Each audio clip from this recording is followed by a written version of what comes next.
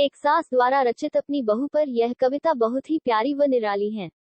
पुत्रवधू के रूप में एक बेटी मेरे घर में भी आई है। माँ के आंचल में सिर के पीछे उछाले गए चावलों को छोड़कर, पांव के अंगूठे से चावल का कलश लुढ़काकर, मेहंदी रचे पैरों से लक्ष्मी का रूप लिए बहू का नाम धरा लाई है।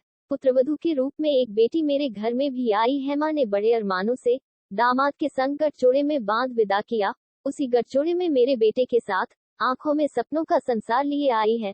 पुत्रवधू के रूप में एक बेटी मेरे घर भी आई है। गुड्डे गुड़ियों का संसार छोड़कर आदर्श बहू के संस्कार अपने भीतर संजोए जीवन का एक नया अध्याय शुरू करने, माँ का घर छोड़ अपनी नई गृहस्थी बनाने, बेटी से माँ का रूप धरने आई है। पुत्रवधू के रूप में एक बेटी मेरे घर भी आई है। माँ के घर में उसकी खिलखिलाहट गूंजती होगी। बचपन की फोटो एल्बम में देखकर माँ उसका चेहरा पढ़ती होगी। यहाँ उसकी कलाई की चूड़ियां खनकती हैं। घर के आंगन में उसने खूबसूरत रंगोली सजाई है।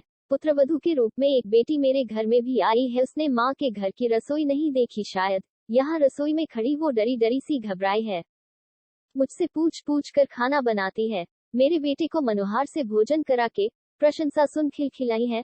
पुत्रवधू के रूप में एक बेटी मेरे घर में भी आई है। अपनी नंद की चीजों को देखकर उसे अपनी भी बातें याद आई हैं। उन्हें संभालती है, देखती है, फिर से रखती है, जैसे अपना बचपन दोबारा जीती है। बरबसी आंखें छलछला आई हैं।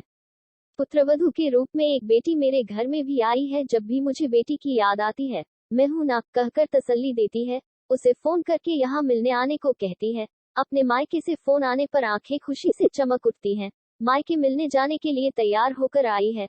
पुत्रवधू के रूप में एक बेटी मेरे घर में भी आई है। उसके लिए भी आसान नहीं था माता पिता का आंगन छोड़ना, पर मेरे बेटे के साथ अपने खूबसूरत सपने सजाने आई है। मुझे खुशी है, एक बेटी ससुराल जाकर अपना घर बसा रही, एक यहाँ अपना सपनों का संसार बसाने आई है। पुत्रवधू के रूप में एक बेटी मेरे घर में भी आई है। सभी सम्मानीय बहुओं और बेटियों को सादर समर्पित।